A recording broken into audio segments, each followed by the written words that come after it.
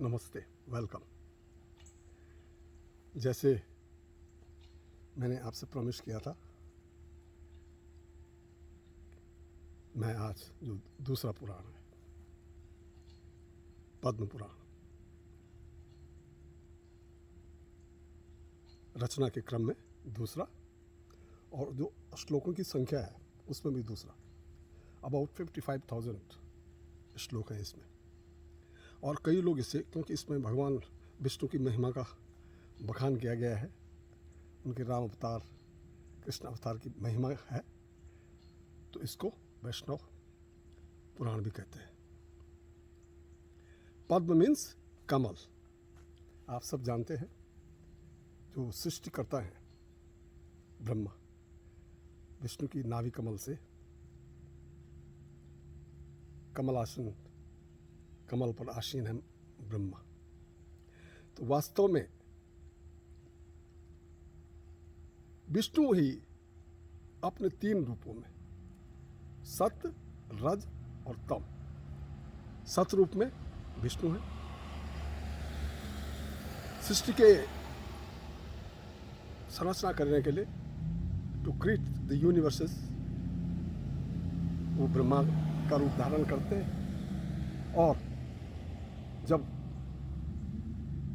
प्रलय करना हो तो शिव का रूप धारण करते हैं। यानी 3 in 1, 3 in 1, Brahma, Vishnu and Mahesh.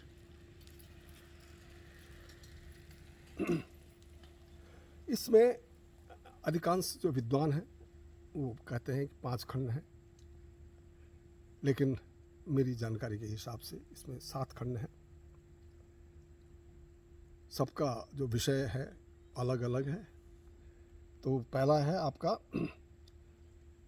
सृष्टि खंड, फिर भूमि खंड, फिर स्वर्ग खंड, फिर पाताल खंड, फिर उत्तर खंड, और लास्ट 7वां है ब्रह्म क्रिया योग सार खंड।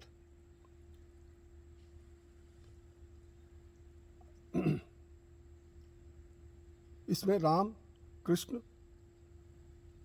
तीर्थ, नदियाँ, पर्वत, शालिग्राम, तुलसी और कई आख्यान हैं। बहुत सुंदर सुंदर कथाएं विस्तृत में।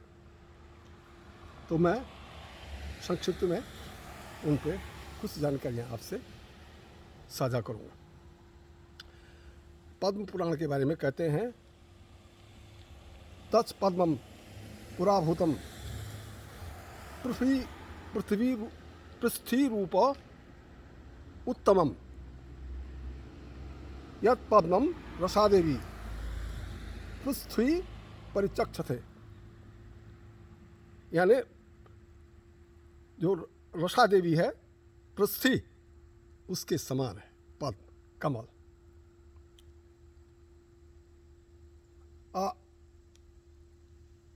विष्णु के नाभि कमल से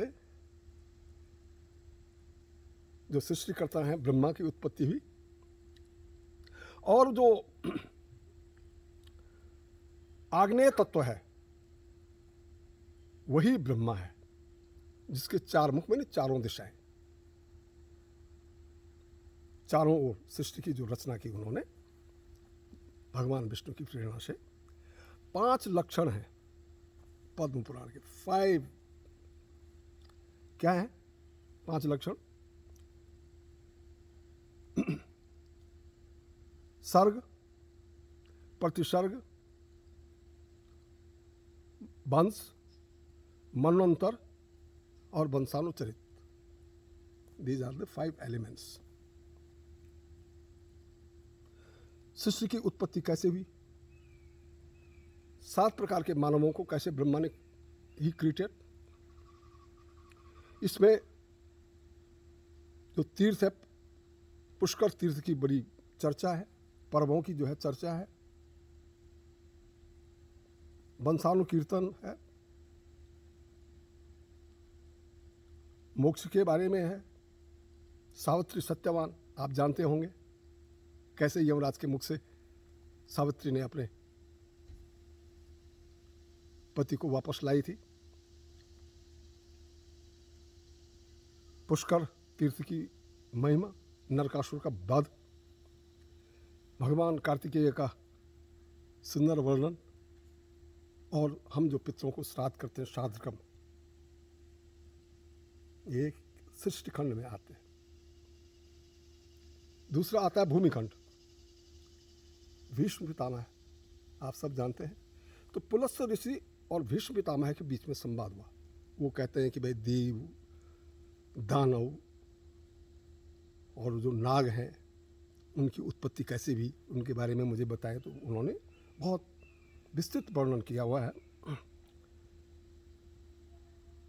पृथु का जो चरित्र है, कैसे उसने अपनी जवानी अर्पित कर दी थी। और सबसे बड़ी विशेषता, जैसे राम कहते हैं ना, शिवद्रोही मोह दास कहावा, सो नर सपने हूं मोहि न भावा। शिव की महिमा इसमें गुणगान किया गया है। तो जैसे मैंने बताया कि God manifested as a creator, as a sustainer, as a destroyer. Tridev is one otherwise. स्वर्ग खंड है, स्वर्ग की चर्चा है, मनुष्य के ज्ञान की चर्चा है, तत्व ज्ञान की चर्चा है, पुष्कर तीर्थ, नर्मदा, और जैसे मैंने कहा भारत की समस्त नदियां, समस्त पर्वतों का विशद वर्णन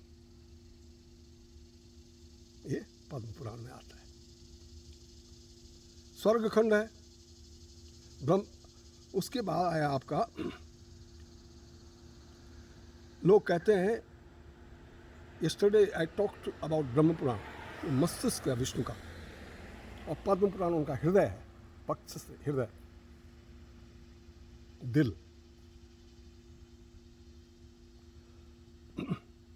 पाताल खंड में रावण विजय के बाद राम की चरित्र गाथा है, श्री कृष्ण की महिमा है, यानी जो रामावतार और कृष्णावतार का विशद वर्णन। तो उत्तर जो खंड है उसमें प्रयागराज, काशी और गया का विशद वर्णन, जलंधर राक्षस का वध कैसे हुआ, तुलसी और वृंदा का वर्णन, नारद और महादेव जो बद्रिका धाम है वहाँ उनका संवाद हुआ था, उसका विशद वर्णन, और मानव कल्याण की अनेक आख्यान।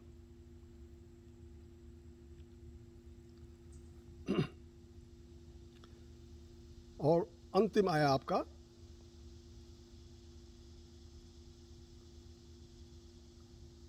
उसमें कृष्ण की महिमा का विशद वर्णन है, 7वां खंड है। इसमें मार्कंडेय जो ऋषि भी हैं, आपने नाम सुना होगा, दुर्गा सप्तशती को के जो रचनाकार हैं मार्कंडेय ऋषि भी हैं। और ये ऋषि सबसे पहले, यानी हजारों साल पहले, इन्होंने हवाई जहाज, how to produce, manufacture aeroplane, इसको उन्होंने डॉक्यूमेंटेड किया हुआ है। और चूंकि नॉलेज याद करके फ्रॉम एक पीढ़ी से दूसरी पीढ़ी जाता था, तो जो सार तत्व हैं ओझल हो गए हैं हमारी नज़रों से।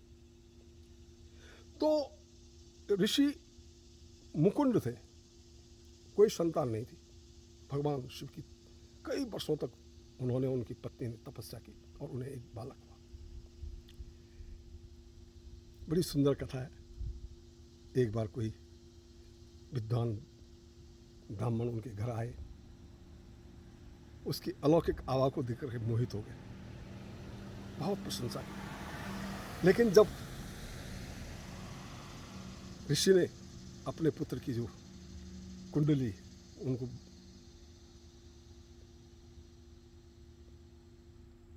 कुंडली बाँचने के लिए कहा, तो उनका चेहरा ऋषि का मलिन हो गया, उदास हो गया। उन्होंने कहा सारे लक्षण तेजस्वी, वीर्यवान, अलौकिक, लेकिन अल्पायु, केवल 16 साल की उम्र। खैर 15 साल हो गए, 16 साल आ गया। तो उनके जो फादर थे उन्होंने कहा कि भाई ऐसा करो कि जो भी तुमसे बड़ा है उसको हमेशा जो है नमन हृदय से, तो कोई भी हो, स्त्री हो, पुरुष हो, ऋषि हो, गरीब हो, अमीर हो, जो भी उनको मिलता था मार्कंडेय को उसको प्रणाम करते थे। केवल 5-6 दिन शेष रह गए थे। इस दौरान सप्तऋषि रूप बदल करके एक मार्ग से जा रहे थे और मार्कंडेय ऋषि भी उसी मार्ग से जा रहे थे। उन्होंने उन्हें प्रणाम किया और उन्होंने कहा दीर्घायु भव, लंबी उम्र की उन्होंने उनको आशीर्वाद दिया।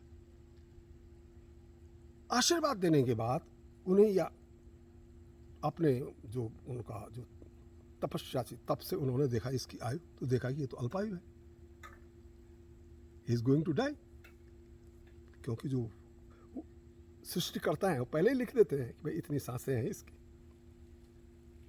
अब वचन सप्त ऋषियों का वचन भंग न हो, लेकिन मर्यादा को भी जो ब्रह्मा की मर्यादा को तो भंग नहीं कर सकते थे। सातों सप्त ऋषि ब्रह्मा के पास गए और उन्होंने सारा वृत्तांत सुनाया कि भाई हमने तो आशीर्वाद दिया, अब हमारे वचनों की लाज आपके हाथ में है। ब्रह्मा ने उनके अनुरोध को स्वीकार किया और उससे दीर्घायु, न केवल दीर्घायु बल्कि उसने कहा कि जो मेरी उम्र है वही उम्र तुम्हारी होगी। तो इसीलिए जो चिरंजीवी स्टिल कई जो है